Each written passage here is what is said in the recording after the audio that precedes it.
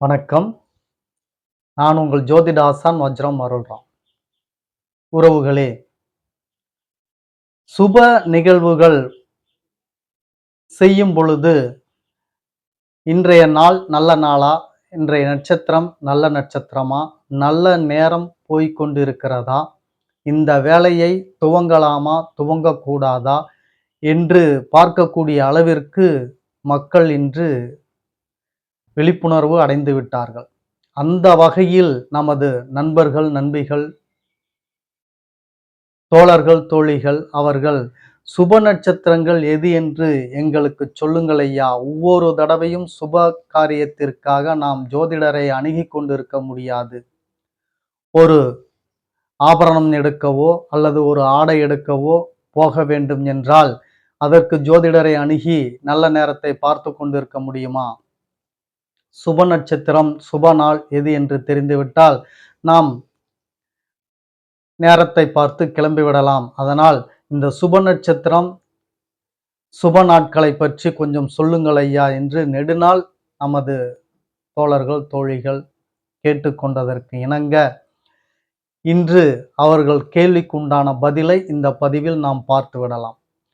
சுப நட்சத்திரங்கள் நீங்கள் தெரிந்து வைத்துக் கொள்வதை விட, அசுப நட்சத்திரங்களை முதலில் தெரிந்து வைத்துக் கொள்ளுங்கள். ஏன் என்று கேட்டீர்கள் என்றால், சுப நட்சத்திரங்கள் அதிகமாக இருக்கும். அசுப நட்சத்திரங்கள் குறைவாக இருக்கும். அசுப நட்சத்திரத்தில் நாம் சுப நிகழ்வுகளை செய்ய மாட்டோம். அப்போ மிக எளிமையாக இருக்கும் உங்களுக்கு.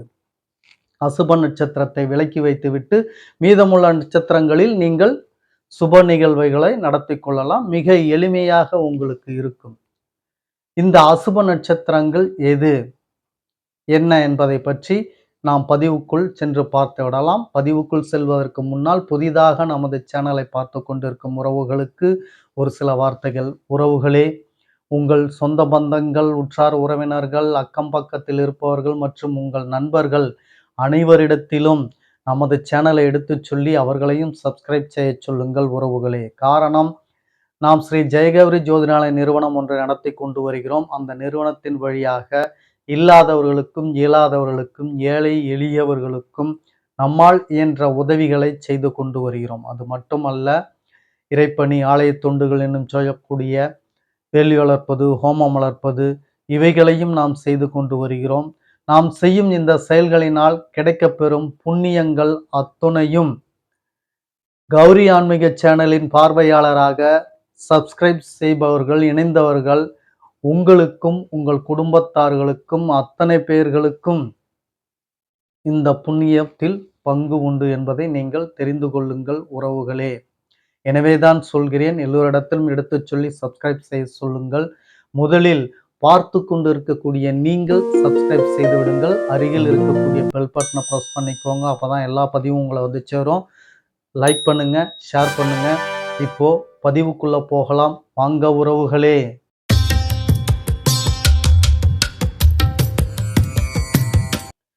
உறவுகளே,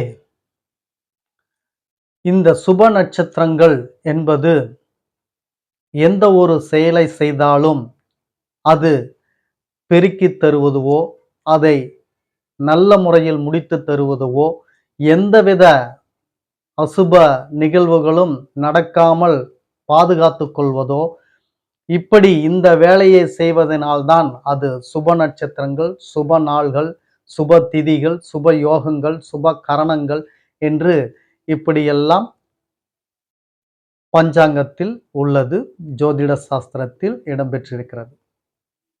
இந்த சுப நட்சத்திரங்கள் என்பது நீங்கள் அறிந்து கொள்வதற்கு முன்னால் அசுப நட்சத்திரங்களை பற்றி தெரிந்து கொண்டீர்கள் என்றால் மீதமுள்ள நட்சத்திரங்கள் உங்களுக்கு சுப நட்சத்திரங்களாக விளங்கும். நீங்கள் சுப நிகழ்வுகளை அந்த நட்சத்திரத்தில் தாராளமாக செய்துவிடலாம். நாட்கள், சுப நாட்கள் எது என்று உங்கள் எல்லோருக்கும் தெரிந்த விஷயம்தான். புதிதாக நான் ஒன்றும் சொல்வதற்கில்லை. இருப்பினும் நினைவூட்டுகிறேன். வாரத்தில் உங்களுக்கு மிக உன்னதமான நாள் வெள்ளிக்கிழமை. சுக்கிரனின் ஆதிக்கம் மிகுந்த நாள் வெள்ளிக்கிழமை. அதன் பிறகு புதன்கிழமை, அதன் பிறகு வியாழக்கிழமை, அதன் பிறகு திங்கட்கிழமை. திங்கட்கிழமை அன்று வளர்பிறை திங்கள் என்றால் சிறந்தது. தேய்பிறை திங்கள் முடிந்தவரை தவிர்க்க பாருங்கள். நாட்களில் சுப நாட்கள் இது. சரி, அசுப நட்சத்திரங்கள் என்பதை பற்றி இப்பொழுது நாம் பார்த்து விடுவோம். அசுப நட்சத்திரங்கள் சூரியன், முதல் கிரகமான சூரியன், இந்த சூரியனின் நட்சத்திரமான கார்த்திகை நட்சத்திரம். வேண்டுமென்றால் குறித்து வைத்துக் கொள்பவர்கள் குறித்து வைத்துக் கொள்ளுங்கள். பேனா நோட் எடுத்து நோட்ஸ் எடுத்து வச்சுக்கோங்க. இவையெல்லாம் அசுப நட்சத்திரங்கள். சூரியனின் ஆதிக்கத்தில் உள்ள கார்த்திகை நட்சத்திரம். சந்திரனின் ஆதிக்கத்தில் உள்ள நட்சத்திரம் எதுவும் கிடையாது. சந்திரனின் ஆதிக்கம் பெற்ற நட்சத்திரங்கள் எதுவும் கிடையாது. அடுத்தது செவ்வாய் ஆதிக்கம் பெற்ற நட்சத்திரம் சித்திரை நட்சத்திரம். சித்திரை நட்சத்திரம். புதன் பகவான் ஆதிக்கம் பெற்ற நட்சத்திரம் கேட்டை ஆயில்யம். கேட்டை ஆயில்யம். குரு பகவான் ஆதிக்கம் பெற்ற நட்சத்திரம் விசாகம் பூரட்டாதி. விசாகம் பூரட்டாதி. சுக்கிர பகவான் ஆதிக்கம் பெற்ற அந்த நட்சத்திரம், சுக்கிர பகவான் ஆதிக்கப்பெற்ற நட்சத்திரம் பரணி பூரம் பூராடம். பரணி பூரம் பூராடம். அடுத்து சனி பகவான் இல்லை, ராகு பகவானின் ஆதிக்கம் பெற்ற நட்சத்திரம் திருவாதிரை சுவாதி. திருவாதிரை சுவாதி.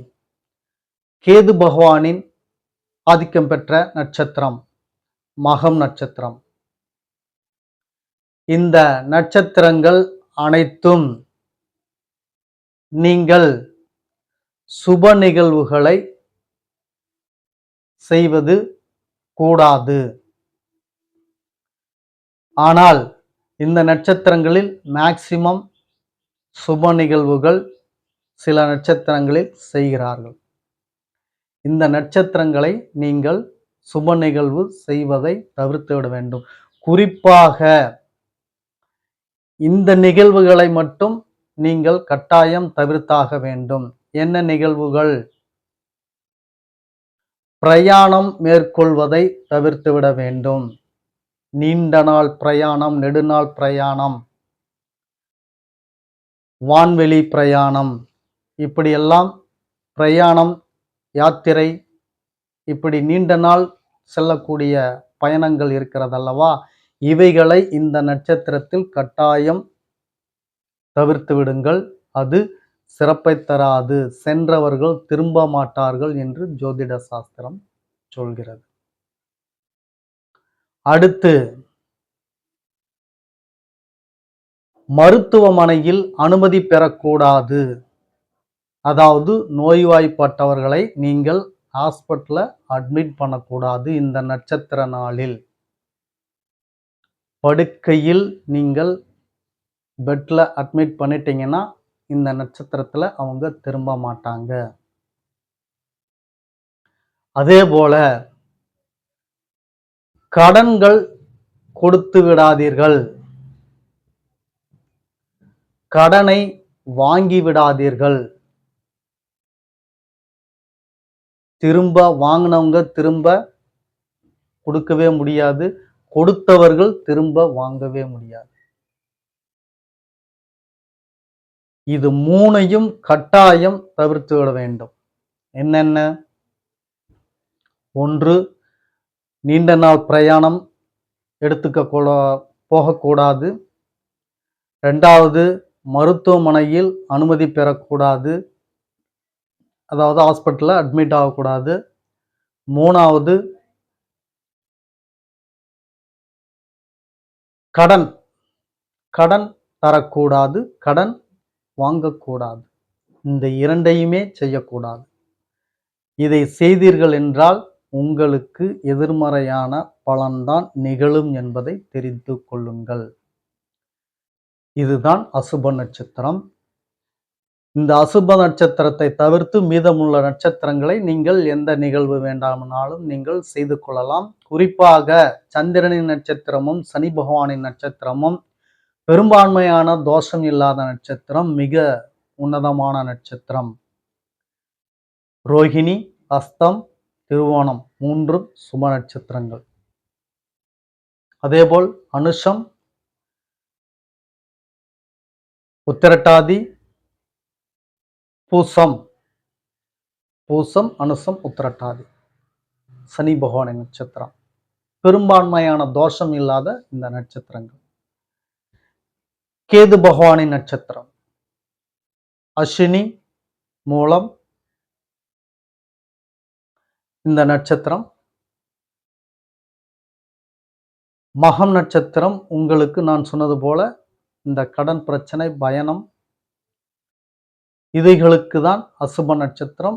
மீதமுள்ள சுப நிகழ்வுகளை நீங்கள் தாராளமாக செய்து கொள்ளலாம். மக நட்சத்திரம், கேதுவின் நட்சத்திரம் 3 நட்சத்திரமுமே நன்மைதான். அதில் மக நட்சத்திரம் மட்டும் யாத்திரை செல்வதற்கோ அல்லது நோய்வாய்ப்பட்டவர்கள் மருத்துவமனையில் அனுபவிப்பதற்கோ அல்லது பிரயாணம் மேற்கொள்வதற்கோ இது போன்ற நிகழ்வுகளுக்கு இந்த மக நட்சத்திரம் சிறப்பை தராது.